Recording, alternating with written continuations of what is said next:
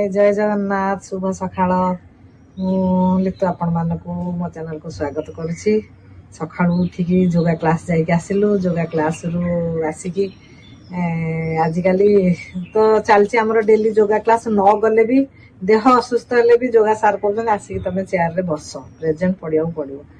आमर धीरे धीरे सब समस्ते बाहर को गले से कम कमी जाउछन्ती से सार ये कहउछन्ती ताले आउ आसीबुन 10 जन टू कम हेले आसीबुन कहते से बाध्य होगी जीवाक पड़ुची। देह भल न लगे भी जीव मोर यहीटा होता तथापि मुझे जाकि बसे योगा क्लास रे आउ योगा क्लास सरला एबे तो यहाँ मोर ठीक ठाक खोला हो गला ठीक ठाक अच्छी।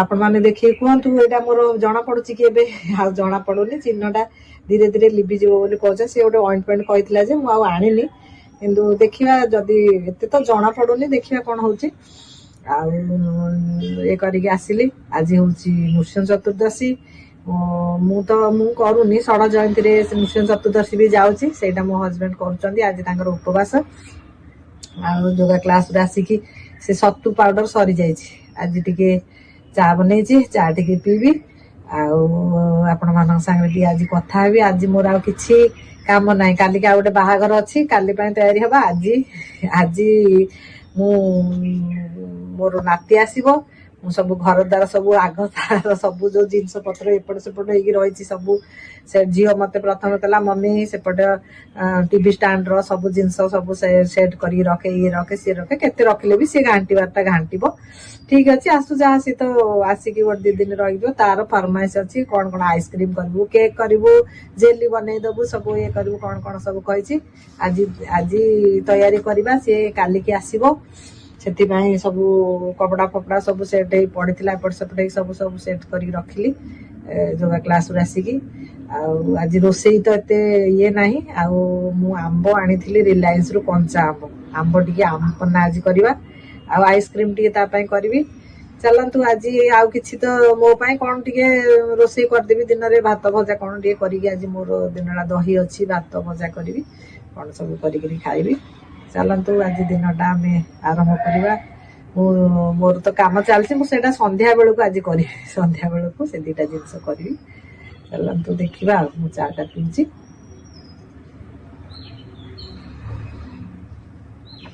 आउ सब आपण मैंने केमती अच्छा मोर तो चलती डेली लाइफ यही प्रकार चलती एपरी आपण मानू देखा बाहागर सी बाहागर एनिवर्सरी एपरी सीजन चली पुणी आ गोटे बाहागर अच्छी पुअर सांगर बाहागर से काली जावाक पड़ो पु आसी पारुनी आम तार ये बरजात्री अटेंड करदेबू सी जब रिसेप्शन को हम सी आसब अनुगुल घर अनुगुल रिसेप्शन अच्छी सी जीव ए प्रकार चली आपण मैंने सब आपण मैंने जीवन टाक लाइफ टाक एंजॉय करंतु काम काम तो काम बाटर हो निज स्वास्थ्य प्रति ध्यान देवे एबे एते आमे बुलाबुली करवा सत्ते भी मु योगा क्लास जाऊँगी खाइबा पीबार आम जो जमी आम हेल्थ पक्षे ठीक ठाक हम से सब आम वेजिटेरियन से हिसाब से आम खावा पीवा कर तथापि शरीर तो माने शरीर माने रोग हम रोग हेल्ले ये करने पड़ो कि जो छोट रोग रु बड़ रोग को न आम चेष्टा करवा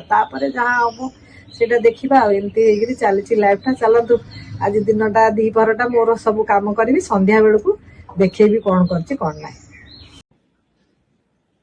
आसतु आज गोटे बढ़िया जिनसटे बनवा खरा दिन कंचा आंब मु किले आनी रिलायंस जाइली कंचा आंब किले नहीं आसते तो सबुआड़े बहुत कंचा आंब होती गचरू तोलिकी आंब गाँ सीना कौटी गले सीना गचरू तोलिकी कंचा आंब आनी था रिलायंस मुझे जाइली तो पाचिला आंब आनी से गोटे किलो कंचा आंब आनी आम आज कंचा आंबर पन्ना बनेबी कंचा पन्ना से सब तैयारी रखी दिए खरा दिनटा ये खरा दिन से कंचा आंबर से रखिले बॉइल करके तार रस बाहर कर चीनी रे पाग कर रखीदे सांगे सांगे किए घर को गेस्ट आसिले सरबत परिया करके दे पारिबो आउटा ये जो आमर लू हूँ खरा दिन आमर ओडिशार तो बहुत जोर गरम आ से खरा पाई बोली सेटा देह पाई भी बहुत भल कच्चा आमर पन्ना एटा आमर तो ये सब ये कर खाऊंगी किंतु मुझा बाहर जेबुठ आर्मी आम बुलुचु मु सब कंचा आंबर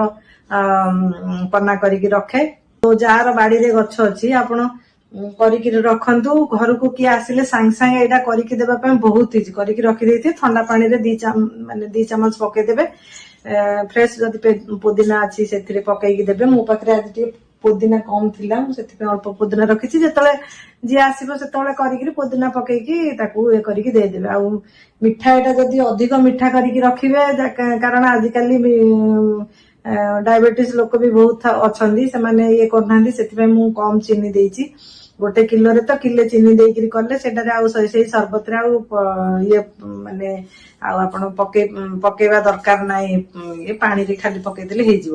କିନ୍ତୁ ଏଇଟା ଯୋଉମାନେ ଡାଇବେଟିସ ଲୋକ ଆସିବେ ସେମାନଙ୍କ ପାଇଁ ବି ଦେବାକୁ ପଡିବ। ସେଥିପାଇଁ ମୁଁ ଲୁଣ, କଳା ଲୁଣ ଏସବୁ କରିକି, ଆସନ୍ତୁ ମୁଁ କୋଉଥିରେ କେମିତିରେ କଣ ପ୍ରସ୍ତୁତି କରିଛି ଦେଖିବା। ଏଇଟା ପାଇଁ ମୁଁ 1 କିଲୋ ଆମ୍ବ ନେଇଛି।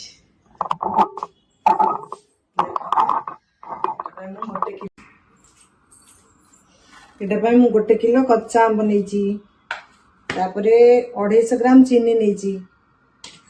ଏଇଟା ପୁଦିନା ମୋ ପାଖରେ ଅଧିକ ନଥିଲା, ଗଛରୁ ଟିକେ ନାକୁ ପୁଦିନା ତୋଳି ଦେଇଥିଲି। ଯେତିକି ଅଛି ସେତିକି, ଯେତେବେଳେ ବନେଇବି ସେତେବେଳେ ଫ୍ରେଶ ପୁଦିନା ପକେଇକି ଦେଇପାରିବି। ଏଇଟା ହଉଛି ନର୍ମାଲ ପିଙ୍କ ସଲ୍ଟଟା। ଆଉ ଏଇଟା ହଉଛି ଜିରା ଗୁଣ୍ଡ। এটা হচ্ছে ব্ল্যাক পেপার পাউডার, গোলମରିଚ ଗୁଣ୍ଡ। এটা হচ্ছে ବ୍ଲାକ୍ ସଲ୍ଟ। ଆଉ ଏଇ ବୋତଲଟାରେ ମୁଁ ଥଣ୍ଡା ହେଲା ପରେ ଏଇଟା ସବୁ ବାହାର କରି ପ୍ରସ୍ତୁତ କରିସାରିବା ପରେ ବୋତଲଟି ସଫା କରି ରଖିଛି, ଏଇଥିରେ ଭର୍ତ୍ତି କରିବା। ଚାଲନ୍ତୁ ମୁଁ ଏଇଟା ଏବେ କେମିତି କରୁଛି ଦେଖିବା। ଦେଖନ୍ତୁ ସବୁତକ ଆମ୍ବ ଏମିତି ମୁଁ କାଟିଦେଲି, କାରଣ ଏଇଟା ଶୀଘ୍ର ସିଝିବ ଆଉ ଶୀଘ୍ର ଥଣ୍ଡା ହବ। ସେଥିପାଇଁ ମୁଁ ଆମ୍ବଟା ସବୁ ଭଲ ଭାବରେ ତାକୁ ଚାଞ୍ଚି ଦେଲି। ଚାଞ୍ଚି ଦେଇକି ତାପରେ ଏଇଟାକୁ କାଟି ଦେଇଛି ଶୀଘ୍ର ସିଝିବା ପାଇଁ। ଗୋଟା ପକେଇ ଦେଇଥିଲେ ବି ହବ, ଗୋଟା ବି ଥୋଇଦେବେ। ଗୋଟା ରଖିଦେଇକି ତାକୁ ଚିପୁଡ଼ିକି ରସ ବାହାର କରିଦେବେ। ଏଥିରେ ଗ୍ରାଇଣ୍ଡର ଟିକେ ସହଜ ହବ, କମ ଇଏରେ ସିଝିଯିବ ଶୀଘ୍ର।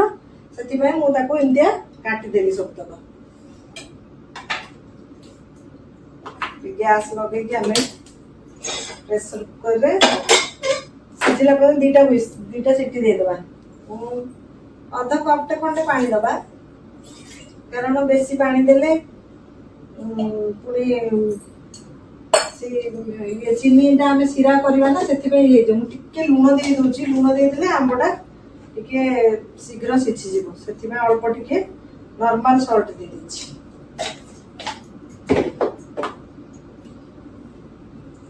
ଆମେ ଆମ୍ବଟା ପକେଇଦବା। ସେ ଟିକେ ମାନେ କଣ ନା କଣ ଆମ୍ବ ଦେଖିଲେ ପଡୁଥିବ, ଝଡୁଥିବ, ପଡୁଥିବ, ଇଏ କରିକି ରଖିଦେଲେ ଭଲ। ଏମିତି ଆଉ ଭଲ ପିଲାମାନେ ଏବେ ଝିଅ ପୁଅ ସବୁ ଆସିବେ, ଟିକେ ମୋ ଘରେ ଗହଳି ହବ। ସେଥିପାଇଁ ମୁଁ ଏଇ ଆମ୍ପନାଟା କରିକିରି ରଖୁଛି। ପିଲାମାନଙ୍କୁ ବି ଭଲ ଲାଗେ ଏଇ ଆମ୍ପନାଟା କଲେ, ପିଅନ୍ତି ଗ୍ୟାସଟା ଲଗେଇକି ଚିନିଟାକୁ ଇଏ କରିଦବା। 2-3 ପଳେଇ ଆସିବ, ଆମେ ତାକୁ ବନ୍ଦ କରିଦବା। ତାକୁ ଥଣ୍ଡା ହେବାକୁ ଦେବା।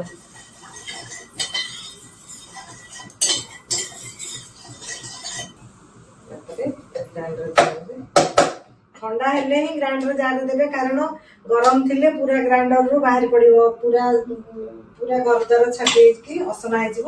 ସେଥିପାଇଁ ପୁରା ଆମ୍ବଟା ପୁରା ଥଣ୍ଡା ହେଲେ ଏ ଗ୍ରାଇଣ୍ଡରରେ ତାକୁ ଗ୍ରାଇଣ୍ଡର କରିବେ। ପୁଦିନା ସବୁ ପକେଇକି, ଲୁଣ ଫୁଣ ସବୁ ପକେଇକି ଗ୍ରାଇଣ୍ଡର କରିକି ଛାଣିକି ଚିନିରେ 1 ଥର ଫୁଟେଇ ଦେବେ। ଦେଖନ୍ତୁ ପୁରା ଆମ୍ବଟା ମେସ୍ ହେଇଯାଇଛି। ଗୋଟା ଆମ୍ବ ବି ରଖିଦେଲେ ସିଏ ବି ଭଲ, ପୁରା ଇଏରୁ ବାହାରି ପଡିବ। କିନ୍ତୁ ମୁଁ 2ଟା ସିଟିରେ ମୋର ହେଇଗଲା, ସେଥିପାଇଁ ମୁଁ ତାକୁ ଏମିତିଆ ରଖିଦେଇଥିଲି।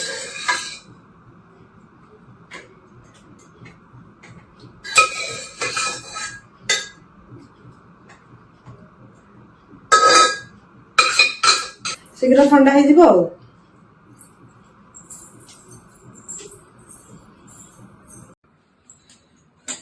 ଦେଖନ୍ତୁ ଛାଣିଦବାରୁ ତାର ପୁରା ରସଟା ବାହାରି ପଡିଲା। ଏତିକି ତାର ଖଦା ବାହାରିଲା, କାରଣ ଏଇଥିରେ ଯୋଉ ପୁଦିନା ପତ୍ର ପକେଇଥିଲି, ଲୁଣ, ଜିରା ଗୁଣ୍ଡ ସବୁ ଥିଲା। ଏଗୁଡ଼ା ସବୁ ଛାଣିଦେଲାରୁ ସବୁ ବାହାରି ପଡିଲା। ଏବେ ମୁଁ ତାକୁ କଣ କରିବି, এইটা ଏବେ ଚିନି ଶିରାଟା ଚିନିଟା ଆମର ତରଳ ମାନେ ଜଷ୍ଟ ମେଲ୍ଟ ହେଇଯାଇଥିଲା, ସେଇଥିରେ ଏଇ ରସଟା ପକେଇଦେବା। ଏଇଟା ଗୋଟେ ଥର ଆମେ ଫୁଟେଇଦେବା, କାରଣ ଏଇଥିରେ ବି ପାଣି ଅଛି ଆଉ ଇଏରେ ଅଛି। ଆଉ ଜିରାଟାର ସେଇଥିରେ ଯୋଉ ମୁଁ ଜିରାଟା ପକେଇଥିଲି ସେ ତାର ଇଏ ଗୁଣ୍ଡଟା ସବୁ ଛାଣି ହେଇକି ପଳେଇଛି। ସେଥିପାଇଁ ମୁଁ ଆଉ ଗୋଟେ ଚାମଚ ଜିରା ପକେଇଦେବି। ଆଉ ଗୋଟେ ପ୍ୟାକେଟ ମୁଁ ଏଇଥିରେ ଜଲଜିରା ଦଉଛି। ଜଲଜିରାର ଟିକେ ସ୍ମେଲଟା ଭଲ, ସେଥିପାଇଁ ଜଲଜିରା ଟିକେ ମୁଁ ଦଉଛି। ନହେଲେ ଯୋଉମାନେ ନାହିଁ ସେମାନେ ଯେତେବେଳେ ସର୍ବତଟା ବନେଇବେ ସେତେବେଳେ ଆଉ ଟିକେ ପୁଦିନା ଆଉ ଟିକେ ଜିରା ଗୁଣ୍ଡ ଦେଇକି ବି ଦେଇପାରିବେ। ଏଇଟା ଏବେ ଏତିକି, ଆର କନସିଷ୍ଟେନ୍ସିଟା ଏତିକି ରହିବ। ଏତିକି ରହିଲେ ବୋତଲରୁ ଆମେ ଢାଳିବାକୁ ବି ସୁବିଧା ହବ ଆଉ ରଖିବାକୁ ବି ସୁବିଧା ହବ। ସେଥିପାଇଁ ଏଇଟା ଏତିକି ଇଏରେ ରହିବ, ପୁରା ଏତିକି ପତଳା ରଖିବି। ଏଇଟା ତୈୟାରୀ ହେଇଗଲା ଆମର ଏବେ ଆମପନ୍ନା। ଏଠି ଟିକେ ଫୁଟିବାକୁ ଦେବା, ଫୁଟିଲେ ଥଣ୍ଡା ହବ। ଥଣ୍ଡା ହେଲେ ମୁଁ ବୋତଲରେ ରଖିବି। ତାପରେ ଗୋଟେ ଆମେ ଆଉ ଥରେ ଆଜି 2ଟା ଆଇଟମ ବନେଇଛି ଖରା ଦିନର। ଏଇଟା ହଉଛି ସରବତ, ଆଉ ଗୋଟେ ଆମେ କରିବା ଆଇସ୍କ୍ରିମ। ଆଇସ୍କ୍ରିମଟା କାହିଁକି ଆଇସ୍କ୍ରିମଟା ହଉଛି ମୋ ନାତି ଆସୁଛି ପରଦିନ। ସିଏ କହିଛି ଆଈ ମୋ ପାଇଁ, ଆମେ ଇଏ ଅଜା ତାର ଖାଇ ଖାଇ ମ୍ୟାଙ୍ଗୋ ଆଇସ୍କ୍ରିମ କରିଥିଲି, ତାକୁ ଦେଖଉଥିଲେ, କୁଲଫି ଖାଇ ଦେଖଉଥିଲେ। ସେ ମତେ କହିଲା ମୋ ପାଇଁ ଆଇସ୍କ୍ରିମ କରିଦେଇଥା। ଚାଲନ୍ତୁ ଆଜି ତିଆରି କରିବା କୋକୋନଟ୍ ମିଲ୍କ କ୍ରିମ୍ ଆଇସ୍କ୍ରିମ। ସେଇଥିପାଇଁ ମୁଁ ନେଇଛି କୋକୋନଟ୍, ମାନେ ଯୋଉ ପରିଡର ନାଳି ନଡ଼ିଆଟା। ଏଥିରେ ଅଛି କ୍ରିମ, ଏଇଟା ହଉଛି ମିଲ୍କ ମେଡଟା, ଏଇଟା ହଉଛି ଅମୁଲ ସ୍ପ୍ରେ, ଏଇଟା ହଉଛି କାଜୁ ପେଷ୍ଟ। ମୁଁ କାଜୁ ଟିକେ ଅଳ୍ପ ବାଟି ଦେଇଛି, ଗ୍ରାଇଣ୍ଡର କରିଦେଇଛି ଅଳ୍ପଟା ଟିକେ କ୍ଷୀର ହେବା ପାଇଁ। ଆଉ କ୍ଷୀର ମୁଁ 1/2 ଲିଟରଠୁ ଅଧିକ ଟିକେ ନେଇଛି। ଏଇଟା ସିଝା କ୍ଷୀରଟା ମୁଁ ଏଠି ଅଧା ଥଣ୍ଡା କରିକି ରଖିଛି, ଆଉ ଅଧା ଏଇଥିରେ ଏଇ କାଜୁ ବଟାଟା ଦେବି ଆଉ ଏଇ ମିଲ୍କ ପାଉଡରଟା ଦେବା ପାଇଁ, ମାନେ ଗୋଳି ହେବା ପାଇଁ, ଗାଢା ହେବା ପାଇଁ ଏଇଟା ଦଉଛି। ମୁଁ ଏଥିରେ କର୍ଣ୍ଣଫ୍ଲୋର ଅଲଗା କିଛି ଜିନିଷ ବି ୟୁଜ କରୁନି। ଆଉ ଏଇଟା ଗୋଟେ ଭଲ ହେଲ୍ଦି ଆଇସ୍କ୍ରିମ କରିବା, କାରଣ ଏଇଟା ମୋ ନାତିର ଫରମାଇଶ ଅଛି। ସେ କାଲି ବସିବ, ପରଦିନ ଆସିକି ପହଞ୍ଚିବ। ସେଥିପାଇଁ ମୁଁ ଏଇଟା ତା ପାଇଁ ବନଉଛି। ଆଜି ବନେଇ ରାତିରେ ରଖିଦେଲେ ସିଏ କାଲି ସକାଳେ ଆସିବ, ସେ ତାର ଇଏ କରିବ। ତାର କେତେ ଜିନିଷ ଡିମାଣ୍ଡ ଅଛି, ଆସିଲା ପରେ ସବୁ ଇଏ କରିବି। ତା ଅଜା ଆଇସ୍କ୍ରିମ ଖାଇ ଖାଇ ତାକୁ ଦେଖାନ୍ତି ଭିଡିଓ କଲରେ। ସିଏ ସବୁ କହିବ ମତେ ତ ମମି ଡାକୁଛି, ସିଏ ଆଈ ଡାକୁନି। ମମି ମୋ ପାଇଁ ଏଇଟା ବନେଇକି ରଖିଦେଇଥିବ, ସେଇଟା ବନେଇକି ରଖିଦେବ। ତା ପାଇଁ ଆଜି ଆଇସ୍କ୍ରିମ ବନଉଛି। ତାପରେ ମୁଁ ଗ୍ରାଇଣ୍ଡରଟା ନେଇଛି, ଆଉ କୋକୋନଟଟା ଟିକେ ଆମେ ଗ୍ରାଇଣ୍ଡର କରିବା। ଗ୍ରାଇଣ୍ଡର କରିକି କ୍ଷୀରରେ ମିଶେଇବା। ଟିକେ କୋକୋନଟ ରଖିବି, କାଟି କାଟି ଟିକେ ପକେଇବା କୋକୋନଟ। ସଫ୍ଟ ବାଲା କୋକୋନଟଟା ପକେଇବି।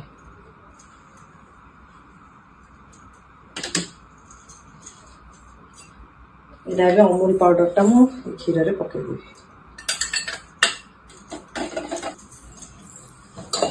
ଏତିକି ଆଉ ଟିକେ ଗାଢା ହବ,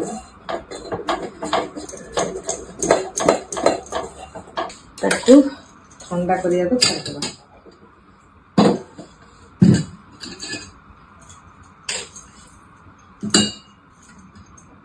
କ୍ରିମଟାକୁ ପକେଇଦେବା।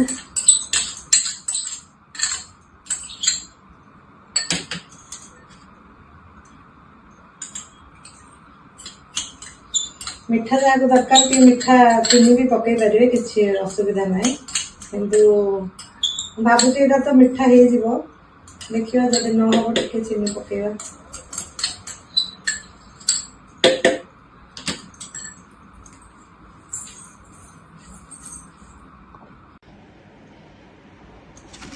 ଏଇପରି ଫଏଲ ଦେଇକି ପ୍ୟାକ୍ କରିଦେଲେ ଆଉ କ୍ରିଷ୍ଟାଲ ମାନେ ବରଫ ଆଇସ୍ ଆଉ ପଡିବନି। ଏଇଟା ଇଏ ଦେଇଦେଲେ ଜମିଯିବ। ତ ଏଥିରେ ତ ସବୁ କ୍ରିମ ଆଉ ଅମୁଲ କ୍ଷୀର ଇଏ ରହିଲା, ପାଣିର ଏଥିରେ କିଛି ନାହିଁ। କିନ୍ତୁ ଓପେନ ରଖିଦେଲେ ଆମର କଣ ଅଛି, ଆଇସ୍ ବରଫ ପଡିଯାଏ। ଏଇଟାରେ ଆଉ ବରଫ ହବନି। ତାକୁ ଆମେ ସେଥିପାଇଁ ମୁଁ ଆଲୁମିନିୟମ ଫଏଲ ଦେଇକି ରଖିଦଉଛି।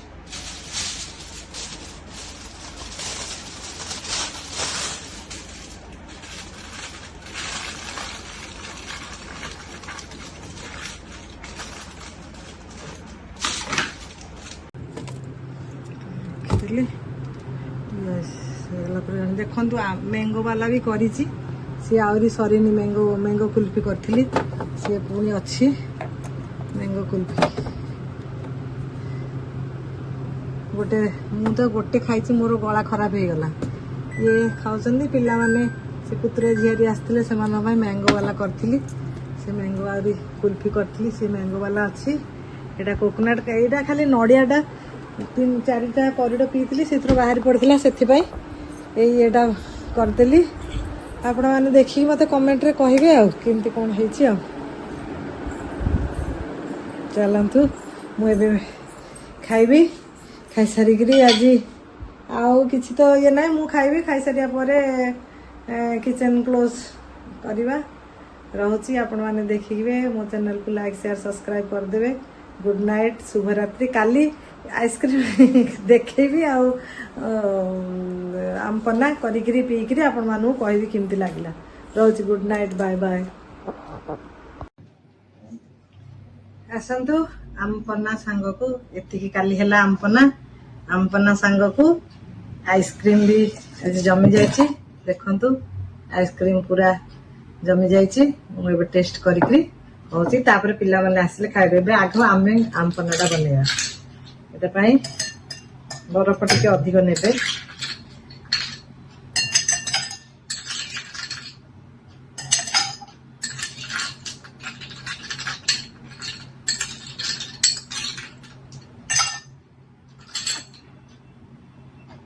ତାପରେ ଏଥିରେ ଆମେ 2 ଚାମଚ ପକେଇବା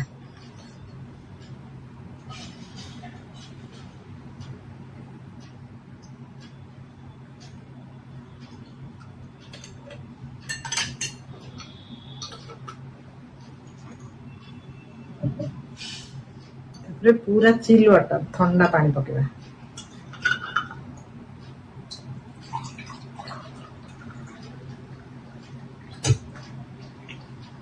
ଟିକେ ସୋଡା ବି ପକେଇଲେ ଭଲ ଲାଗିବ ଯଦି ସୋଡା ଥିବ ସୋଡା ବି ଟିକେ ପକେଇବେ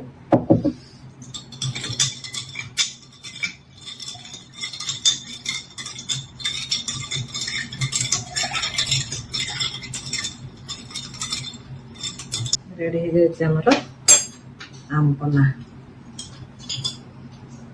ଦେଖନ୍ତୁ ରେଡି ହେଇଯାଇଛି ଆମ୍ପନା ଗୋଟେ ଆଇସ୍କ୍ରିମ୍ ବି ବାହାର କରିବା ଏଇଟା ହଉଛି ମୁଁ କପରେ ପକେଇ ଦେଇଥିଲି ବଳି ଯାଇଥିଲା ତ କପରେ ପକେଇ ଦେଇଥିଲି ଏଟା ଟିକେ ସମୟ ବାହାର କରିଦେଲେ ସିଏ ଆପେ ଆପେ ବାହାରି ଯିବ ଦେଖନ୍ତୁ ପୁରା କୁଲଫି କୋକୋନଟ୍ କୁଲଫି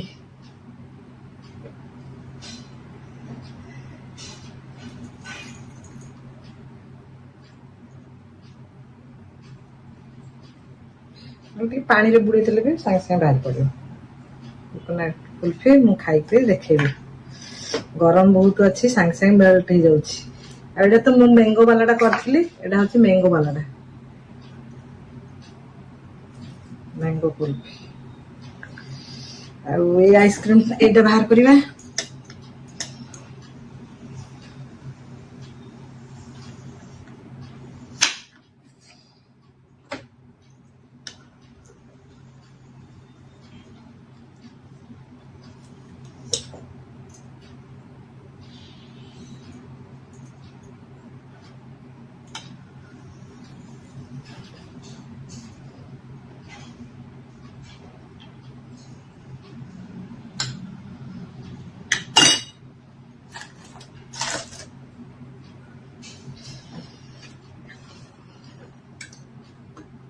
ଦେଖନ୍ତୁ ଆଇସ୍କ୍ରିମ୍ ଏଇଟା କୋକୋନଟ୍ ମିଲ୍କ କ୍ରିମ୍ ଆଇସ୍କ୍ରିମ୍ ଏଇଟା ହଉଛି କୋକୋନଟ୍ କୁଲଫି ଏଇଟା ହଉଛି ମିଣ୍ଟ ଆଉ ଆଜି ତ ତାଙ୍କର ଉପାସ ଅଛି ସେ ଚାଖିବେନି ମୁଁ ଟେଷ୍ଟ କରିକି କହିଦଉଛି ଏଇଟା କେମିତି ହେଇଛି ଆଉ ଆପଣମାନେ ମାନଙ୍କୁ ଯାହାକୁ ଇଏ କରିବାର ଅଛି ଆସନ୍ତୁ ଆଉ କମେଣ୍ଟରେ ଦେଖିକି ମତେ କୁହନ୍ତୁ କେମିତି ହେଇଛି କରିକିରି ଖାଇକିରି କରିକିରି ବି ବନେଇକିରି ଖାଆନ୍ତୁ ଖାଇସାରିକି ମତେ କୁହନ୍ତୁ କେମିତି କ'ଣ ହେଲା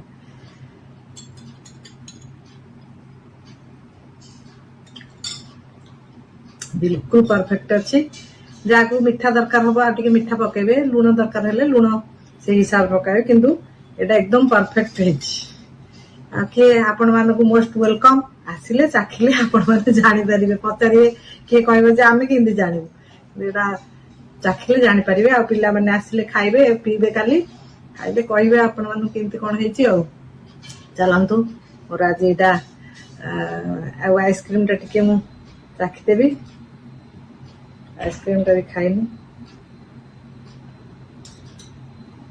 बिल्कुल परफेक्ट कोकोनट फ्लेवर पूरा आसुची आ मु तो निजे चाखी मु तो बनै मु कौन कहबी अन्य काली अन्य माने खाइकरी कहले से मानकर ये करिक रखिथिबे आपण मानको देखाइबी आज रो ब्लॉग टा केमती लागला आपण माने देखिबे मते कमेंट रे कहबे।